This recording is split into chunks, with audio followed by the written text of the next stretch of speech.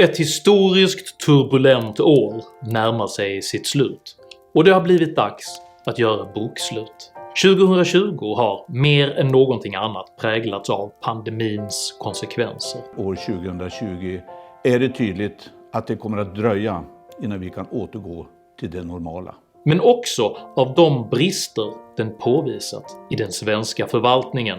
Men tiden går och de döda blir allt fler och Sverige börjar sticka ut.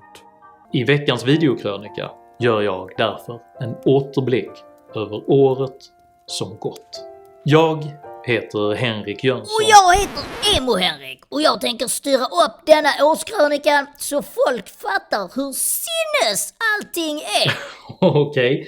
Hej, vad kul att du kommer på besök, Emo-Henrik. Snacka inte! Ge han nu lite pengar och prenumerera och sånt så vi kan få igång denna krönika nu. Ja, lugna dig. Idag sammanfattar vi ett år av kris, konflikt och katastrof. Ett jävla k***år! Alltså skärp dig, om du ska vara här så måste du faktiskt vara artig. Vadå, detta är artigt ju!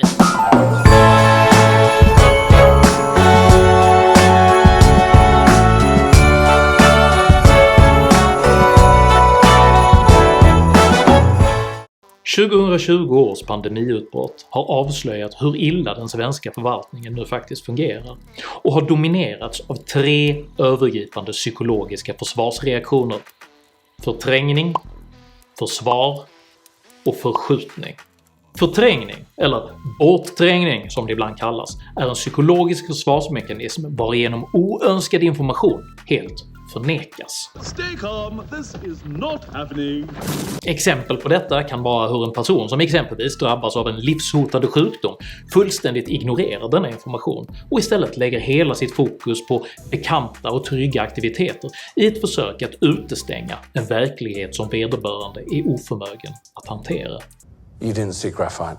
You didn't! Because it's not there! I Sveriges fall representerar 2020 års coronastrategi den övergripande förträngningen, där man återkommande och i strid med all tillgänglig information nästan uteslutande förnekat alla problem. Skulle du säga att vi är inne i en andra våg?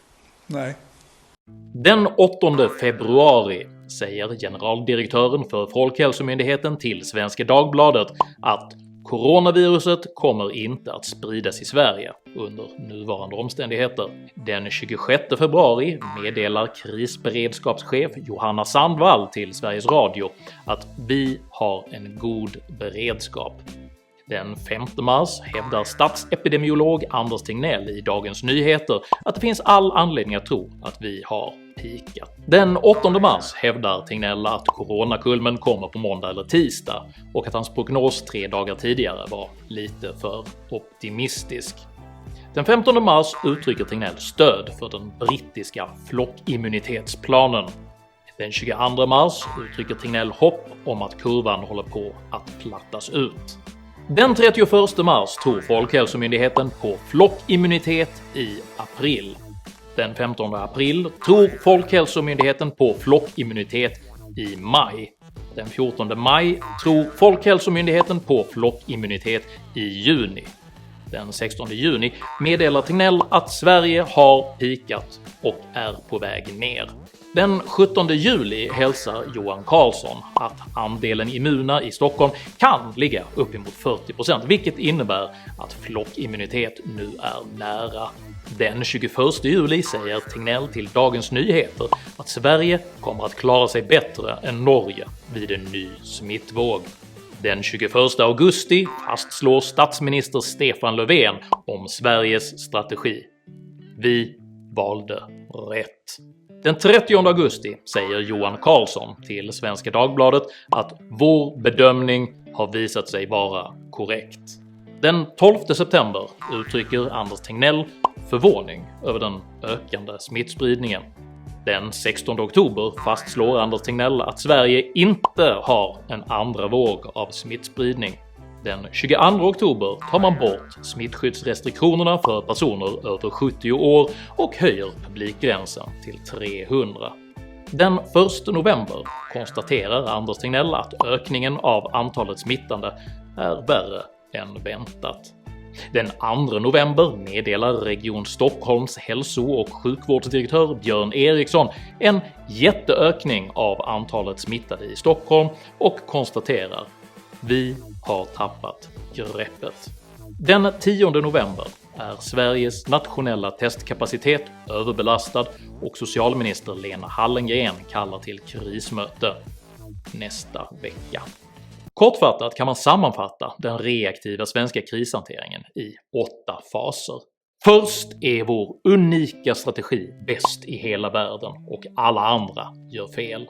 När Sverige börjar få höga dödstal hävdar man att andra länder kommer att dö ikapp oss längre fram.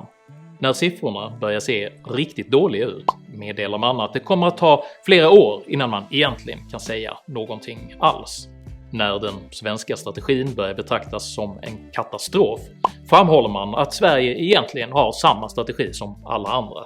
När Sveriges förvaltning kommer tillbaka från sommarlovet är smittotalen låga, varefter man på nytt deklarerar att Sveriges unika strategi är bäst.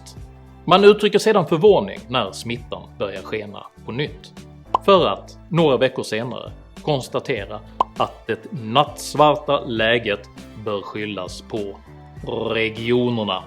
Problemet med förträngningar är att de inte löser de underliggande problemen, vilka istället ofta förvärras av att de ignoreras. We'll deal with all that later.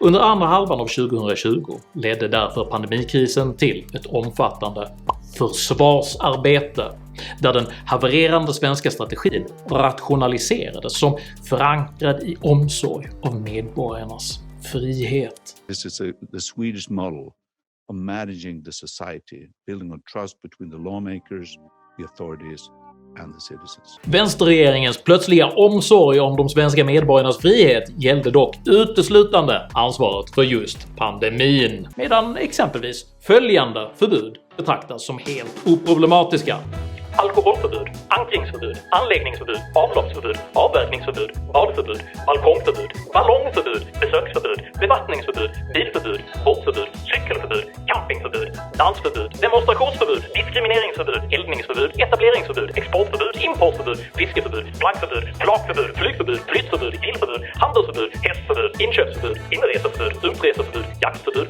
fotoförbud, klättringsförbud, kontaktförbud, körförbud, köttförbud, landningsförbud, leveransförbud, låneförbud, marknadsförbud, maskeringsförbud, mobilförbud, motorcykelförbud, mötesförbud, näringsförbud, områdesförbud, parkeringsförbud, platsförbud, protestförbud, provisionsförbud, publikationsförbud, publikförbud, reklamförbud, reseförbud, rivningsförbud, rökförbud, serveringsförbud, skolförbud, skoterförbud, spelförbud, strejkförbud, sångförbud, tillträdesförbud, tjänsteförbud, tobaksförbud, trålningsförbud, tältförbud, uppehållsförbud, utförselförbud, införselförbud, utegångsförbud, vinstförbud, visningsförbud, vistelseförbud, vitesförbud, zonförbud, ämbetsförbud, övergångsförbud och överklagandeförbud. Men rörande pandemin, då är svenskarnas frihet och autonomi en okränkbar rättighet. På samma sätt som förbud och frihet godtyckligt användes som politiska verktyg för att försvara den havererande coronastrategin tog regeringen ett historiskt stort lån för att kunna presentera en budget som gav allt till alla.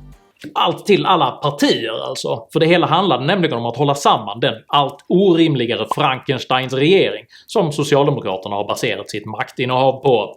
Sossepolitik när den är som bäst, utropade finansminister Magdalena Andersson panegyriskt i Aftonbladet. Klassisk borgerlig politik, hurrade samtidigt regeringens stödtrupper i Centerpartiet på Dagens Industris första sida. Hur är det möjligt att den nyligen presenterade och historiskt kolossala JÖK-budgeten kan lanseras både som en höger- och en vänsterbudget samtidigt? Svaret på denna fråga är att budgetens huvudsyfte inte är att ta ansvar för rikets finanser och problem, utan att rädda regeringen och dess stödpartiers opinionssiffror genom att låta alla inblandade få sätta sprätt på en egen hög miljarder kronor för att försvara sina respektive väljarbaser. En sjujäkla satsning på välfärden. En sjujäkla skattesänkning. 7 000 till miljösatsning.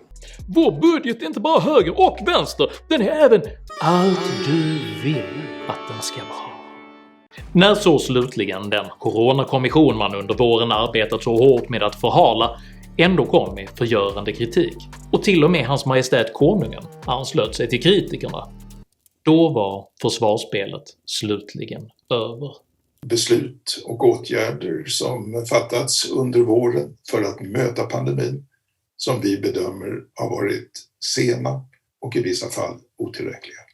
Regeringen styr riket och därför vilar det yttersta ansvaret på denna regering och tidigare regeringar som har känt till de här bristerna. Jag anser att vi har misslyckats. Vi är ändå det är stort antal som har avlidit helt enkelt, och det är ju fruktansvärt. Förskjutning är 2020 års tredje försvarsmekanism, och det innebär att osäkerhet och ansvar överförs från de egentliga problemen och dess ansvariga till ett externt objekt eller en extern företeelse. Can't someone else do it?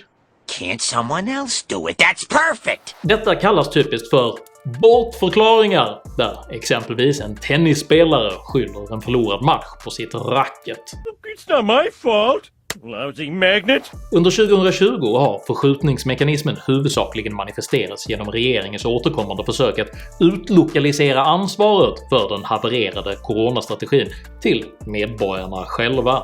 Och där behöver hela samhället hjälpas åt. Och när jag säger vi, då menar jag vi. Går igenom prövningar tillsammans. Det vi går igenom tillsammans jobbar Sverige ur krisen. Att bygga tillsammans ska vi bygga ett bättre Sverige, och vi ska bygga tillsammans. Det är ett helt samhälle som faktiskt har ett gemensamt ansvar. Det är en fråga om att det är ett delat ansvar. Men återigen, det är inte mitt mål, och det är faktiskt ett gemensamt mål. Det är inte mitt mål, jag tror det är väldigt viktigt att säga det. Jag är förvånad över, på riktigt, att inte regionerna tog sin del. Jag är inte ansvarig. Jag tycker det är synd om diskussionen nu, när vi dessutom går in i en nästa våg eller fas, eller vi ska säga, pandemin, handlar om att man hela tiden ska skylla ifrån sig ansvar. Men du gör ju det själv. Nej, jag skyller inte från mig ansvar. Vad har du för ansvar då? Jag har inte hört att du säger någonting om ert eget ansvar. Den mest formidabla förskjutningen står dock Sveriges finansminister Magdalena Andersson för, som lägger skulden för det svenska pandemihaveriet på nyliberalismen. Något som i vänsterkretsar närmast får jämföras med när högmedeltidens skolastiker bortförklarade alla världens problem genom att hänvisa till hinhåle.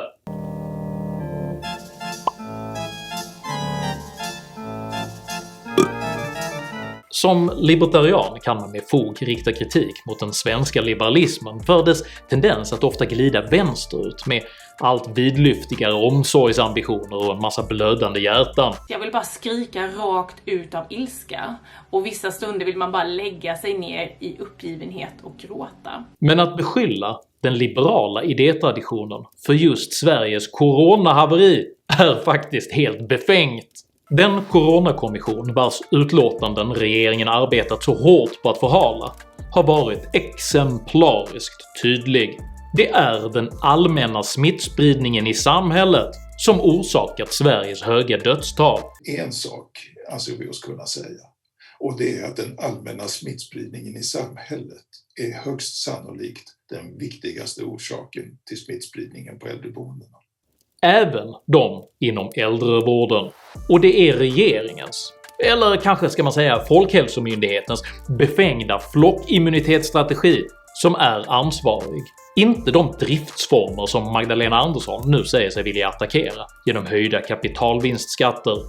Tvärtom är det den fria marknaden vi har att tacka för att medicinföretag i global konkurrens på rekordtid kunnat utveckla och massproducera vaccin.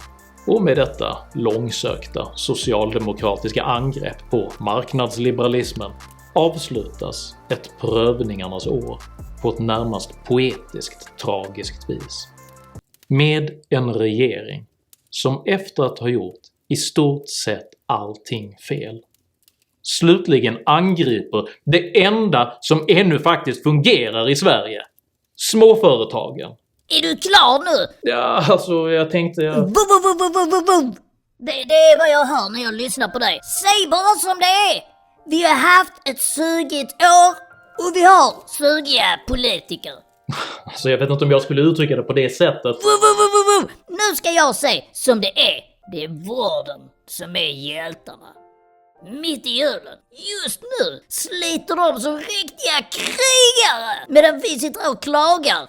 Ja, Emma och Henrik. Det har du faktiskt rätt i. Och jag vill därför så här i juletid med speciell värme rikta min innerliga tacksamhet till dig som just nu sliter för att vårda våra sjuka. Till er som kämpar med produktion och leveranser av vaccin och även till alla er som valt att fira jul i ensamhet för att minska smittspridningen. För i tider som dessa, präglade av sjukdom och isolation, är det kanske viktigare än någonsin att skänka sina medmänniskor kärlek och omtanke. Vi har nyss passerat den punkt på året då det är som allra mörkast, och vi börjar nu åter röra oss tillbaka mot ljuset. Jag vill med detta utsträcka mina varmaste julhälsningar till alla er som tittar och tillönska er ett gott nytt 2021. Jag är övertygad om att vi med rättfärdighet och hårt arbete rör oss mot betydligt ljusare tider. Vad? Nej, inget! Men du pratar så hälften kunde räcka. Tack för oss, och tack för att ni har lyssnat på denna långa krönikan.